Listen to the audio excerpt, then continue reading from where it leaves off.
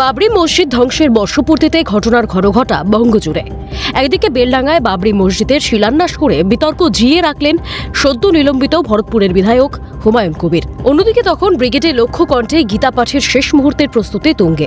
আর এই আবহে বাবরি মসজিদ ধ্বংসের দিনটি সাম্প্রদায়িকতা বিরোধী দিবস হিসেবে উদযাপন বামেদের। পার্ক সার্কাস থেকে রাজাবাজার পর্যন্ত চলল মিছিলে হাঁটলেন সিপিএম এর রাজ্য সম্পাদক মোহাম্মদ সেলিম, বামফ্রন্টের চেয়ারম্যান বিমান বসু সহ বাম শরিক দলগুলি।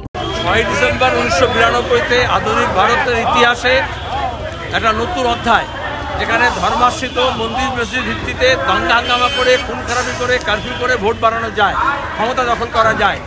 তখন দেখেছিল গোটা দেশ।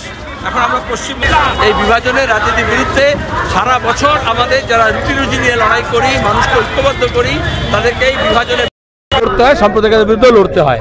আজকে সেই জন্যই বাম দলগুলোর ডাকে এই শনিবার মিছিলে হাঁটলেন ডিওয়াইএফআই মীনাক্ষী মুখোপাধ্যায় সহ একাধিক যুব নেতৃত্ব।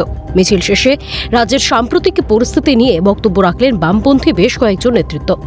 বরাবরের মতো এদিনও ধর্ম নিয়ে রাজনীতির তীব্র বিরোধিতা বাম শিবিরের। তারা বার্তা দিলেন বিভাজনের রাজনীতি সরিয়ে সাম্প্রদায়িক সম্প্রীতির পক্ষে জনগণকে এক হওয়ার।